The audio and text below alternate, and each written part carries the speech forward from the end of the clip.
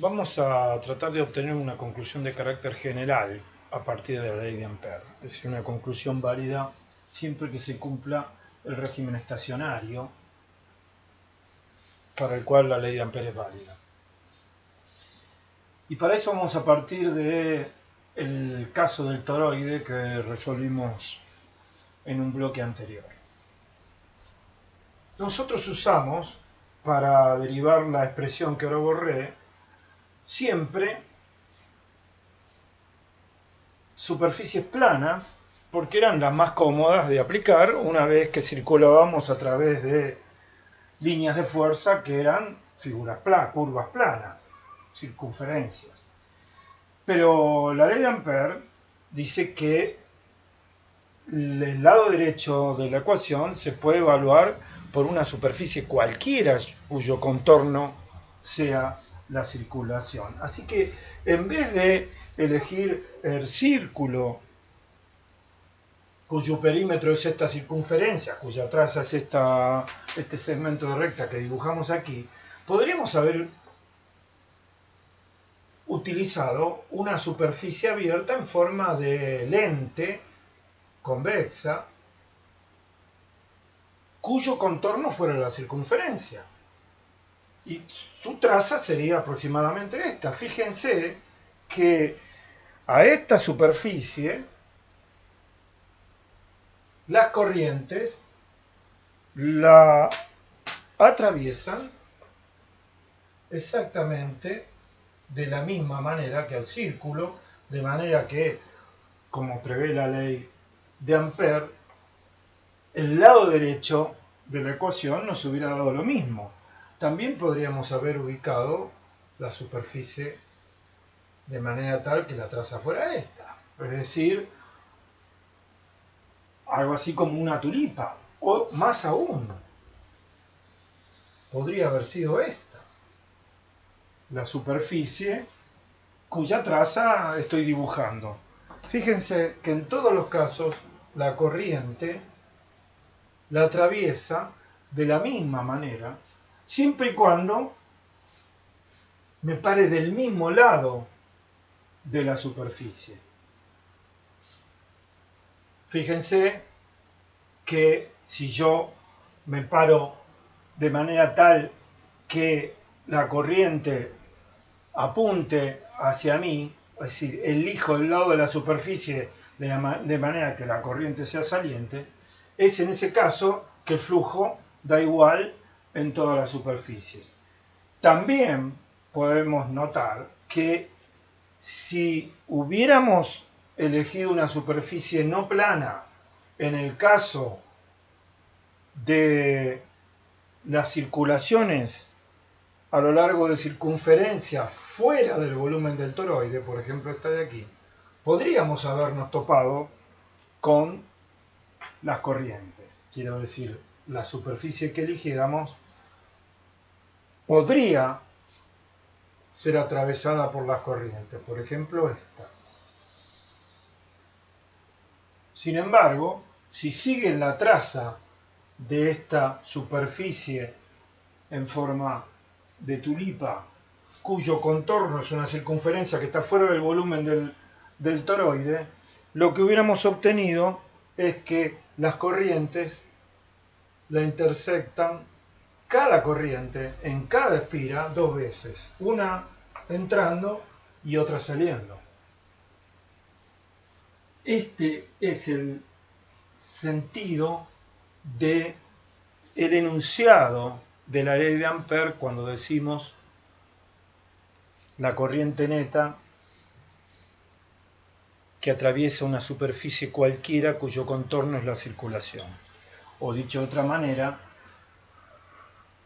el flujo del vector densidad de corriente a través de una superficie cualquiera cuyo contorno es la circulación.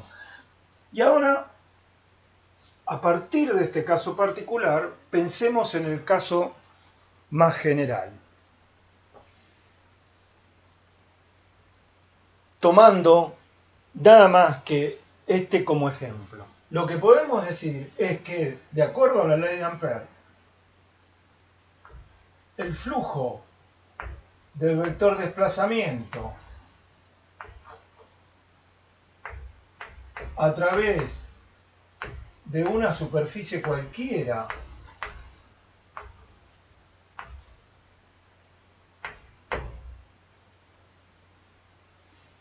cuyo contorno es la circulación, vale lo mismo. En este momento no nos importa el lado izquierdo de la ecuación, nos concentramos en que si esto es I y esto es J,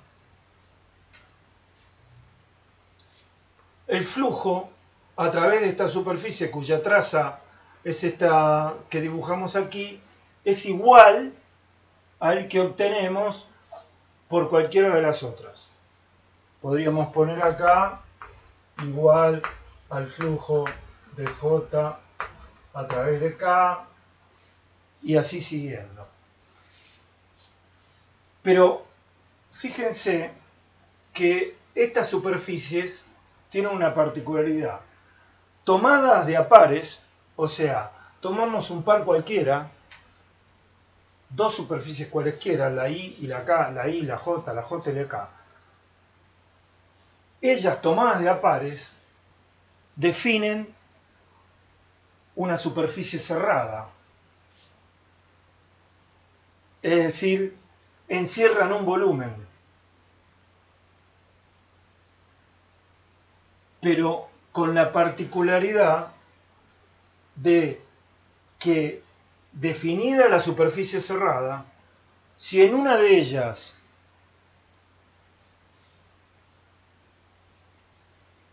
el flujo neto es saliente, en la otra es entrante. Fíjense que si habíamos dicho que el mismo lado de estas superficies era este, tomamos dos de a pares y si uno es saliente el otro es entrante. Puede ser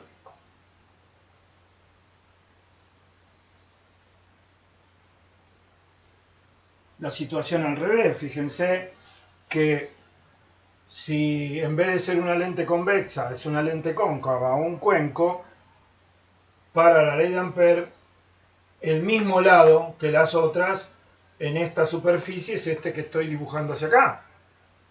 Y si tomamos esta de a par con cualquiera de las otras, esta es entrante y cualquiera de las otras es saliente, mientras que si tomamos estas dos, esta resulta entrante y esta saliente. Es decir, tomadas de a pares definirían el flujo del vector de densidad de corriente en una superficie cerrada si le cambiáramos el signo a una de ellas. Es decir, podríamos decir que el flujo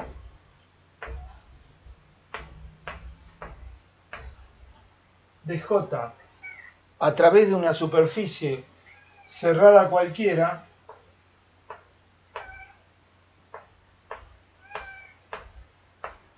será el flujo a través de la superficie I menos el flujo a través de la superficie J.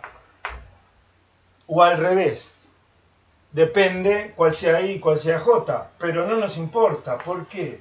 Porque en cualquier caso el flujo de J en una superficie cerrada dará cero. Porque al tener que invertir uno de los dos y ser los valores de todos iguales, el flujo de J en una superficie cerrada, entonces, es igual a cero.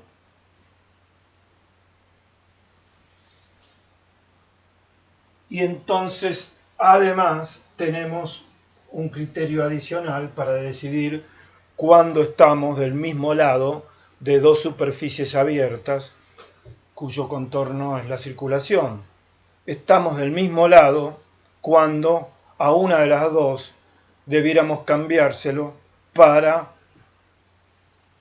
estar dentro de la convención de vector diferencial S en una superficie cerrada. Pero no es ese el punto en el que quiero enfatizar ahora. El punto en el que quiero enfatizar ahora es que, si bien el flujo de J a través de una superficie cerrada es igual al flujo de J a través de la superficie J, El énfasis lo quiero poner en esta expresión. ¿Qué implica esto? Implica que a través de una superficie cerrada, la corriente neta en régimen estacionario, porque es el campo de aplicación de la ley de Ampère, en una superficie cerrada en régimen estacionario, entonces, a través de una superficie cerrada en régimen estacionario, la corriente neta es cero.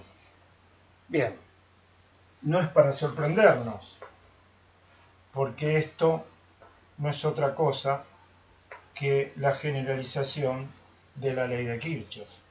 Si tenemos a un nodo concurriendo n corrientes, lo que hacíamos en la ley de Kirchhoff, es decir, que las corrientes que llegaban a este nodo eran igual, la sumatoria de las corrientes que llegaban a ese nodo era igual a la sumatoria de las corrientes que salían. Ahora, la corriente que llega es el flujo de J diferencial S en la sección transversal de ese conductor. Lo escribíamos en forma de corriente porque despreciábamos la sección transversal, y esto no es más entonces que la ley de Kirchhoff de nodos, derivada a partir de la ley de Ampère. La corriente neta que atraviesa una zona aislada del espacio es cero.